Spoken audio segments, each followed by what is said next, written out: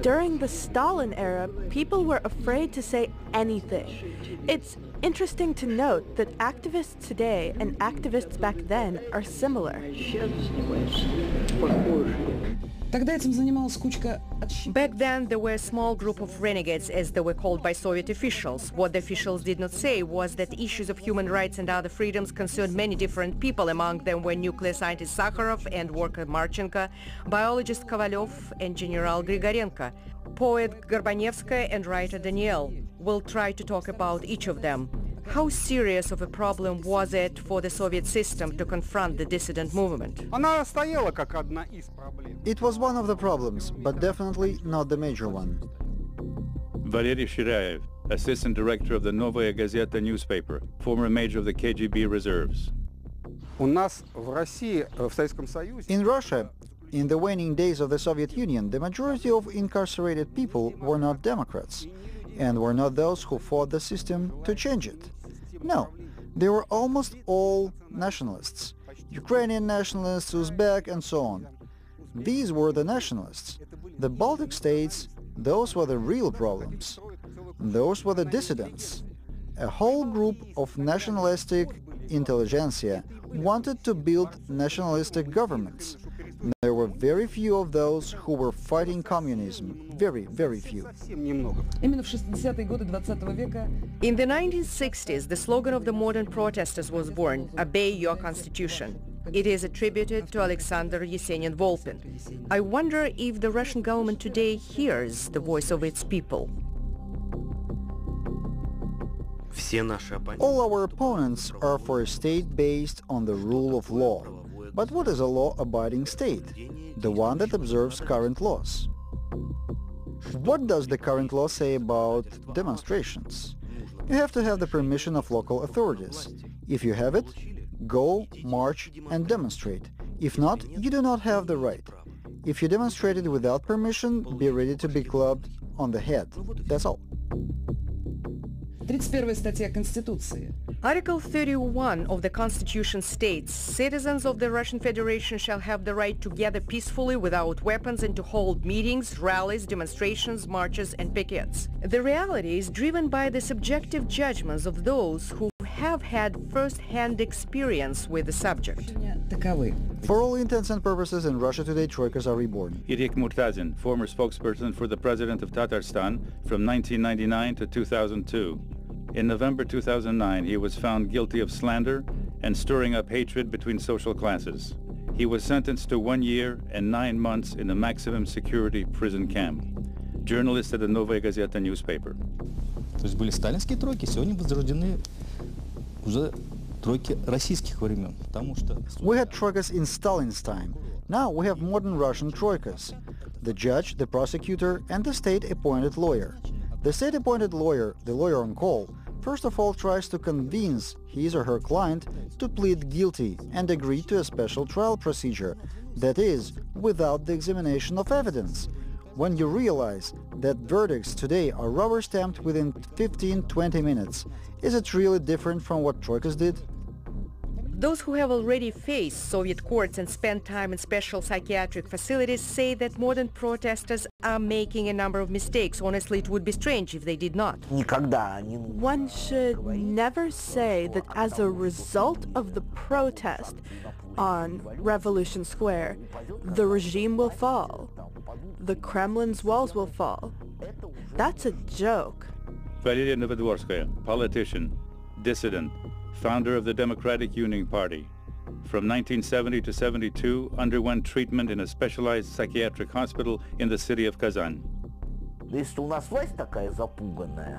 If our governments are so frightened, then the protests are not for them, but for the people. And as for the people, they should not laugh when they see such protests. I would not advise to throw rocks at the special forces. The rocks will not create any real damage for them, but will create lots of trouble for us. They will say, Extremists called for a rebellion and they built a barricade. To start an Orange Revolution, you need adequate forces and certain conditions among the people. And even then, success is not guaranteed. One should not call a march of millions demonstration that actually has 10,000 participants. The opposition should not be a source of derision. It has to be squeaky clean and noble. It should have a reasonable goal. The slogan "Obey your constitution" is still relevant today. The need is still there to analyze the sources of confrontation between society and government, to look for parallels and possible solutions. Наверное, сегодняшняя ситуация в том, что как на There's a similarity between the Soviet government's view and today's Russian government's view of the constitution. Both see the document as a mere formality, used only as a decoration for foreign countries. Garry Kasparov, former world chess champion, political activist, commentator. That's why the slogan is still almost as effective today as it was then. It gives you a feeling of moral righteousness, but of course has no practical results. The court verdicts that were rubber-stamped 40 years ago and the ones that are rubber-stamped today are quite anti-constitutional, and the executive branch today has similar authoritarian characteristics. The difference is that back then it was a one-party dictatorship, while today it is more like the dictatorship of one particular person. The conversation about similarities between modern and past protests needs some reinterpretation. The right to make such changes belongs to people who made clear their position more than 40 years ago. We demanded, obey your laws. Sergei Kovalev, dissident, in exile from 1974 to 1984. First human rights ombudsman from 1984 to 1995. Recipient of many international human rights awards. Chair of Russian Civil Rights Society, Memorial. Они тоже требуют, хватит врать. Сейчас в протестном движении... They also made the demand stop lying. Right now, at the center of the protests movement, there are real politicians. Настоящие политики, ну, не сказал бы... I would not say they're of a high caliber, but there are people who approve and use traditional practices. They may exaggerate sometimes or may not inform their supporters of the leader's real plans. Our resistance was different. We never thought about political consequences. We thought about the right of self-respect. There is a lot worth talking about concerning the dissident movement of the second half of the 20th century. Some good, some bad. Often the events of more than 40 years ago echo today. You're watching Parallels, Events, People. I am Natella Baltyanska.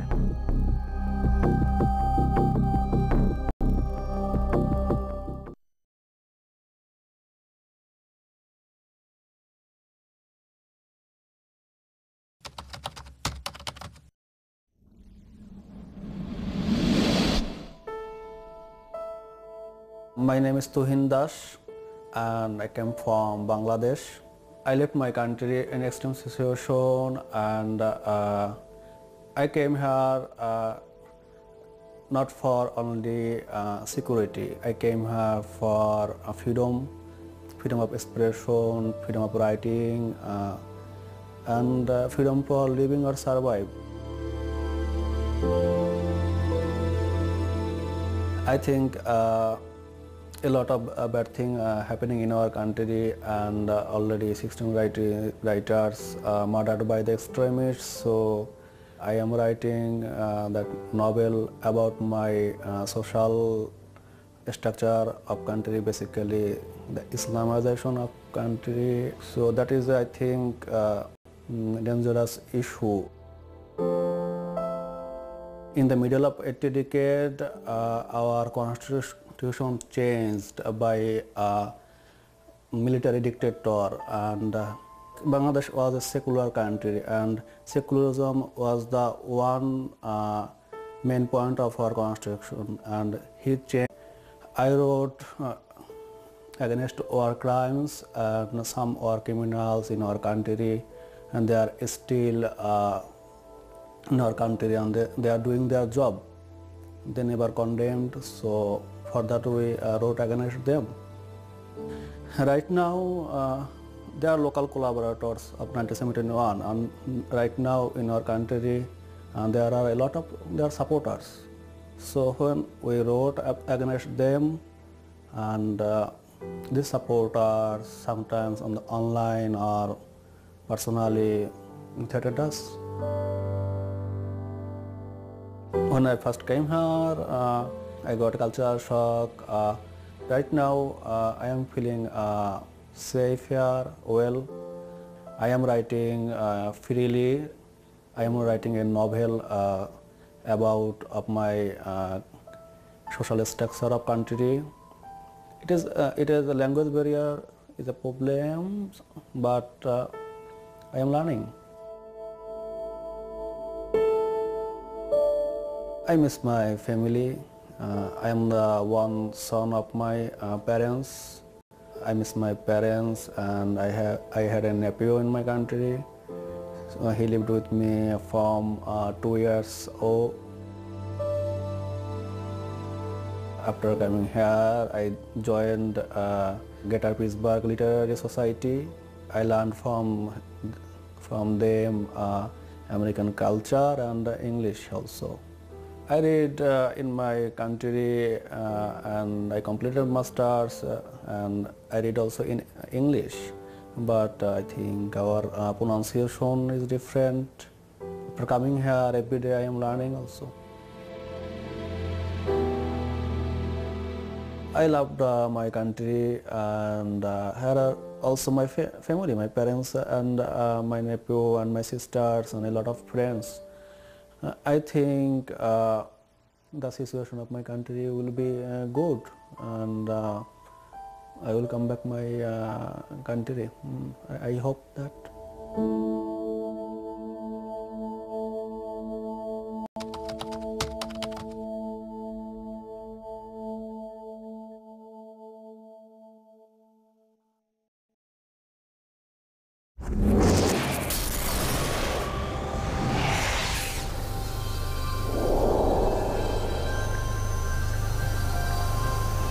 Time to mix things up here at Virginia Tech.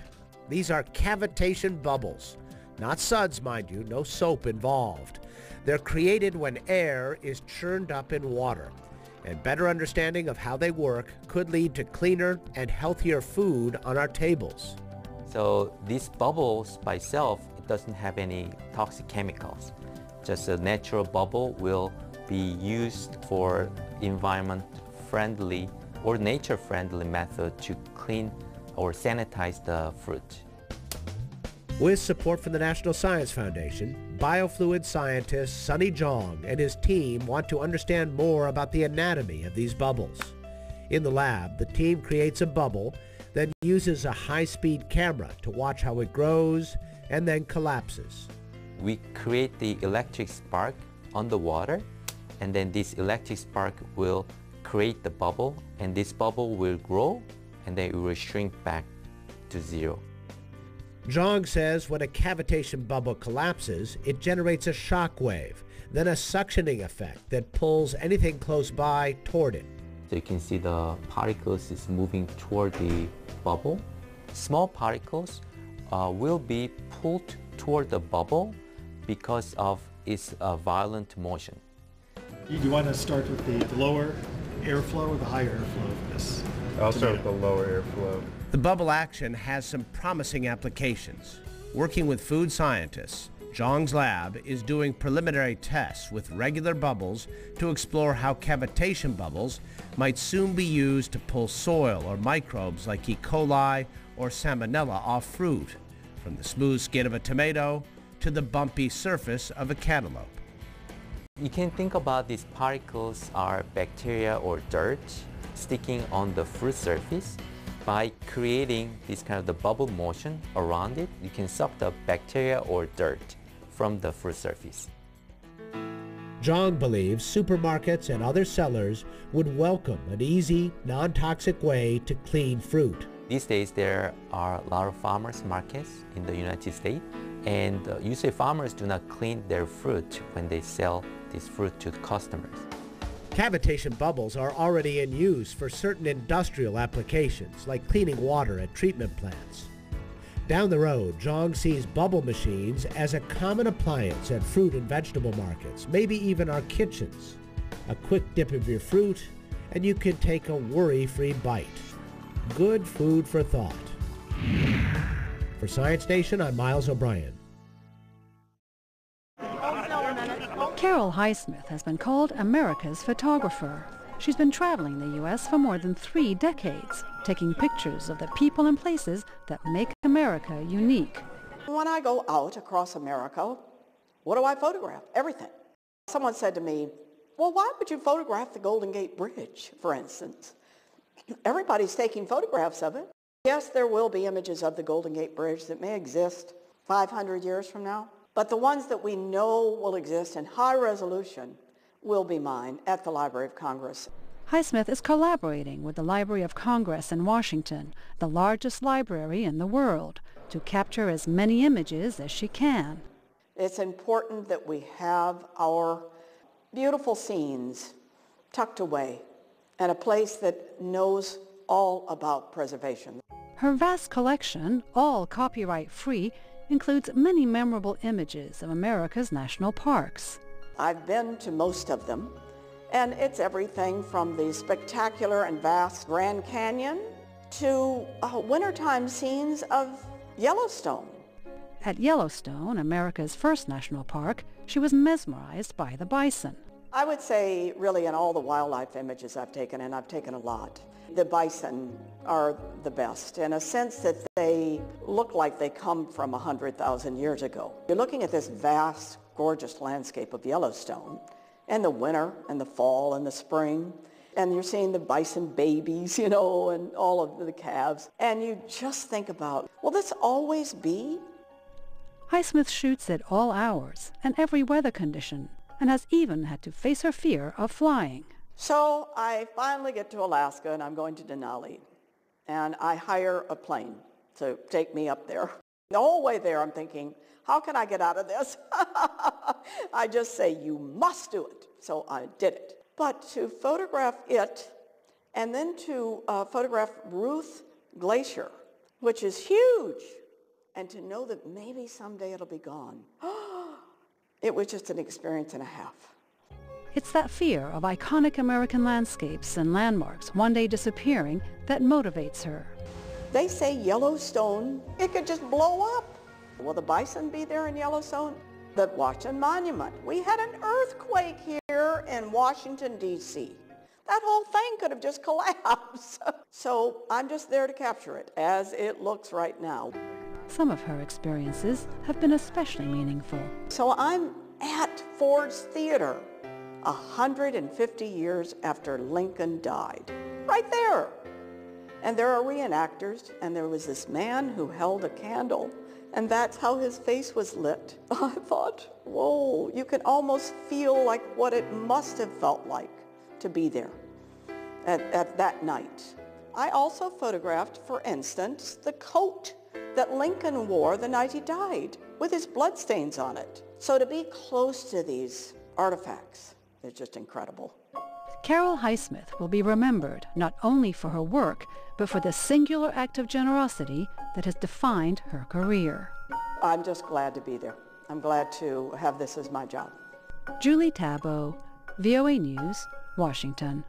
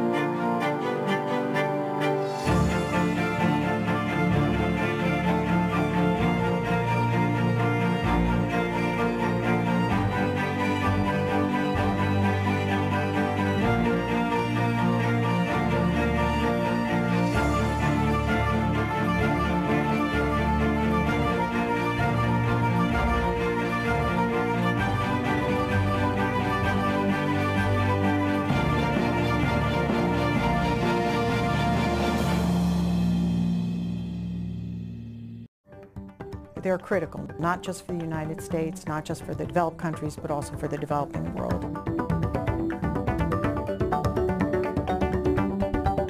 Innovation improves lives and communities. Protecting the rights of innovators by protecting intellectual property creates an environment where advances in technology, art, literature, and medicine can flourish. Intellectual property rights, or IPR, are integral to new ideas and the economic gains they bring. You have to have IPR. If you don't have IPR, you're not going to have creation. You're not going to have people innovating. You're not going to have people willing to take a chance with a new product. So it is critically important. What's also important is that you have the due process, the transparency, the law enforcement, regulations, everything in place in order that you can protect folks that are creating and in the sphere of intellectual property rights. The United States promotes intellectual property rights and the frameworks that enforce them worldwide. State Department programs, such as Patents for Humanity, accelerate patent review of inventions with humanitarian benefits. The annual Special 301 report identifies challenges faced by U.S. industries in enforcing intellectual property rights in foreign markets, calls for policy reforms or technical assistance to address barriers, and highlights positive progress. It's important to highlight the critical link between these innovations that make our lives better and the regulatory, judicial, and law enforcement frameworks that make them possible.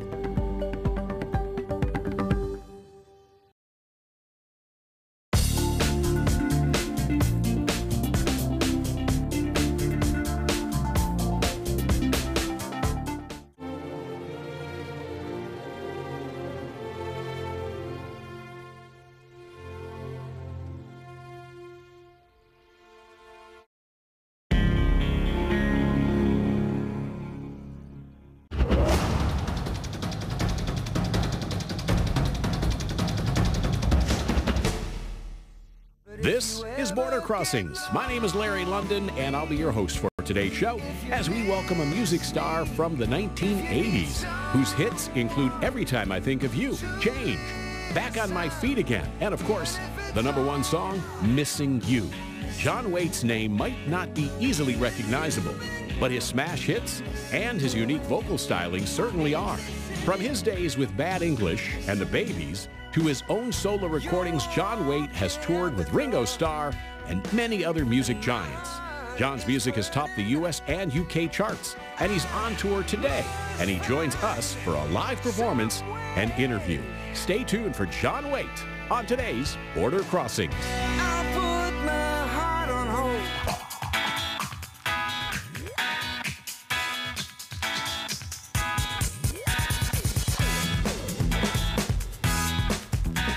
Hi, this is Larry London. Welcome to Border Crossings, and what a great show we've got for you today. I'm very excited myself because I'm a fan of this man and his music over the years, going back as far as the 70s. And we welcome to D.C. and to Border Crossings and to the worldwide VOA audience, John Waite. Welcome to our studios. Oh, it's great to be here, Larry. Thanks. It's a pleasure to meet you in person. I have been playing your songs with the Babies and with Bad English for many, many years. And so have I. So have you. Probably many more times, I'm sure, than I have. But I love the songs. I love your music. Thanks. I love your sound and everything that you've been putting out. And are you on tour now for a new album? There's a greatest hits called Best. And there's like 12 songs that span the whole career. Mm-hmm. That's just come out, that's in the shops. And we got one called Wooden Heart Volume 2, which is like a retrospective. It's an acoustic anthology. And Missing You's on there, Isn't It Time, some of the really big songs, and then some of the obscure songs from past albums that are acoustic. It's an amalgam of like new cuts and old cuts. But it's a beautiful record. It came out of nowhere. Mm-hmm. It only took a day and a half to record the 6 songs that are on the 12 tracks. And I didn't know what I was doing. I was going in there to cut 4 tracks for an EP, because the Volume 1 was an EP. Mm-hmm. And it became 6 tracks, and then I just added these other tracks in, and it was this album. But it's like, it's Spartan, it's stripped down. Sometimes it's just me and one guitar. A lot of it is just me and one guitar. But it's got something that I didn't expect it to have, and it's it's really kind of an experience listening to it. It really surprises me. It happens so fast. What's the vibe on the new album? I know you've kind of evolved over your career, and for a while it was rock, and then you did a little bluegrass, and you worked with Alison Krauss. Yeah. So, you know, where's the new sound for these days? Well, no, I started off on the acoustic. You know, I really did. My cousin Michael Deegan is with the Temperance Seven, which is a trad jazz band in England that were big in the 50s and stuff, but he's the banjo player. And when I was a kid, he was a painter who went to art school, but he'd play me Jimmy Rogers songs and Hank Williams and Big Bill Broonzy, and it all came from this national big acoustic guitar with a resonator, and then he would play like acoustic. But I grew up listening to that before I heard rock and roll. So when I look back to the key things that motivate me musically, it's always on the acoustic guitar. Even as far back as the Babies, the best songs were all written on the acoustic. And left to my own devices, I would play like country or folk or Celtic music or blues, but country blues, not so much electric blues like Chicago blues. It'd be Delta, you know. So it all comes from this. And as I got older, especially when I got out of Bad English, when that broke up, I went straight back to the acoustic. It was so natural. I was living in New York City, and the reason for playing the acoustic at that point, other than just I loved it, was that you couldn't make a lot of racket at 2 in the morning. You know, people would knock on the doors and you'd get evicted, you know, so I had the acoustic with me all the time.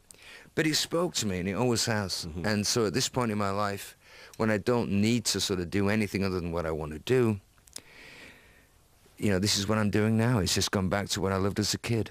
What's the name of the new album? It's called Acoustic Anthology, Wooden Heart Volume 2. Excellent. Well, and that leads me to believe there's going to be Volume 3. Yeah, no, I mean, I'm already thinking about that. We got some downtime in November and December, and there's so many songs, you know. I mean, I got some of the songs that I want to recut from the Babies, like You.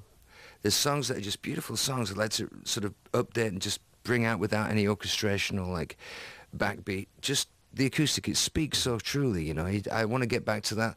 And there's new songs I've written, and all of the new songs are like on the acoustic, but they're kind of rock songs. It's not like I'm country, but I'm influenced by country. The intention of country is like storytelling, and I've always had that. I've always been able to like tell a story in a song, and I didn't realize till recently that's where it came from. It's really an honest acquisition, you know. It's like something that happened to me as a kid. Cowboy songs, you know, Marty Robbins. They're all story songs, you know. Right. So the natural thing for me to do is tell stories. But it works on the acoustic, not so much on the electric. Yeah, there's not many storytelling guitar-based bands these days. I mean, you know, you have an artist like Ed Sheeran, for example. Yeah. He tells stories, plays the guitar. So it's You get great. it in country. You get it in country and you get it in bluegrass. But in rock's something else. Yes. Rock, unless you like Bob Seger, who can like...